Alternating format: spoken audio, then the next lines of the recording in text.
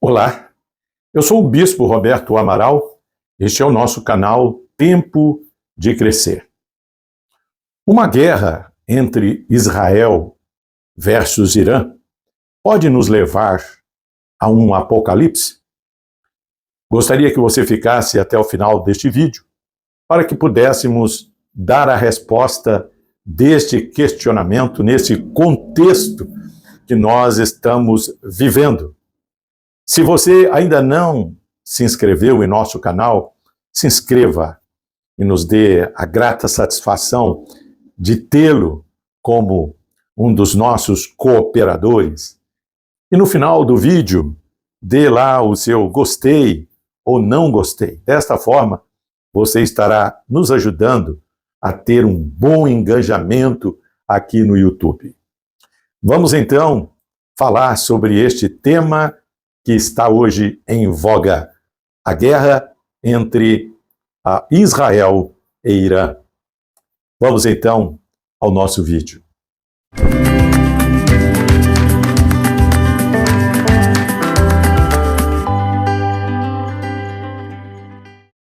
Uma guerra entre Israel e Irã pode nos levar ao apocalipse? Embora as nações em conflito tenham iniciado um cessar-fogo, não podemos ser ingênuos ao ponto de pensar que haverá paz entre Israel e Irã, enquanto o regime islâmico vigorar no Irã. Voltando à pergunta, eu digo sim. Uma guerra nessas proporções pode nos levar ao apocalipse.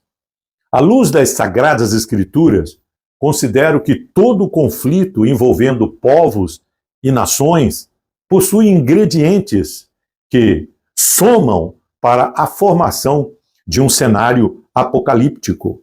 Ainda mais quando o conflito envolve dois protagonistas, atores consagrados no cenário profético e também na história coberta pela Bíblia. Falo de Israel, a nação escolhida por Deus, e do Irã, o antigo povo identificado na Bíblia como o povo persa, que, liderado por Ciro o Grande em 550 a.C., formou o Império Medo-Persa ou simplesmente Persa. A relação do Império Persa com o povo de Israel naqueles tempos era muito amistosa. A Bíblia registra que foi por determinação e cooperação de Ciro, o imperador persa, que foi possível o povo de Israel deixar o cativeiro de Babilônia e retornar à terra prometida para a reconstrução do templo e da cidade de Jerusalém. Embora hoje ambas as nações possuam uma posição antagonista entre si, estes povos ainda conservam laços de amizades e respeito, por incrível que pareça.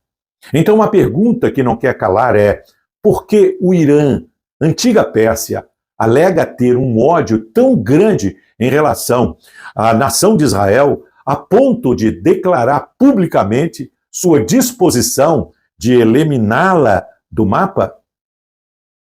E por que o Irã financia grupos terroristas como o Hamas, a Jihad Islâmica, o Hezbollah, entre outros, para efetuarem ataques e disseminarem o ódio contra Israel?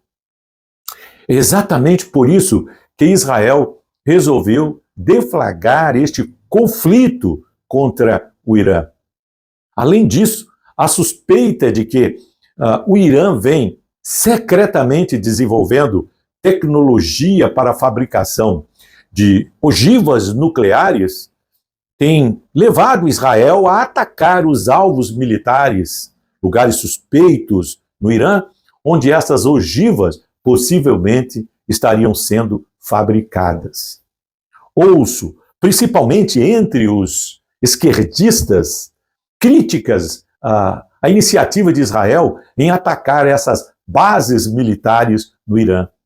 Ora, se você soubesse que o seu inimigo, que te odeia e jurou te eliminar, na primeira oportunidade que tiver, adquirisse os meios para cumprir seu juramento com eficácia, você ficaria passível, esperando que o seu inimigo cumprisse com o seu juramento? Claro que não. Você ia fazer alguma coisa para deter o seu inimigo. Pois bem, além disso, está provado e é de conhecimento público que o Irã financia ataques constantes a Israel por meio de grupos terroristas, como falei ainda há pouco. Por conta disso, Israel sofre ataques o tempo todo e diariamente. A sua população, a população de Israel, está sujeita a ser alvo destes ataques.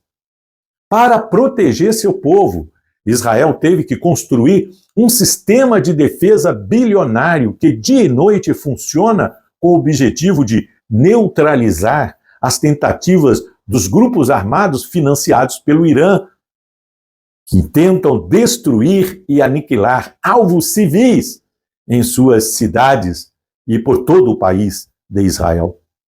Somente em 2023 foram disparados 7.000 foguetes com alto poder destrutivo contra Israel. Dá uma média de quase 20 ataques por dia. Isso sem contar os ataques com drones, armas de fogo e etc.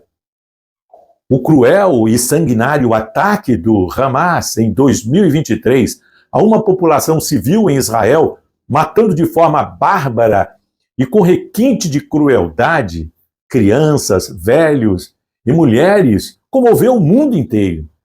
E quem apoiou publicamente essas iniciativas e investiu alto para que esses atos fossem consumados? O Irã, sim, o Irã. Por isso Israel o tem atacado.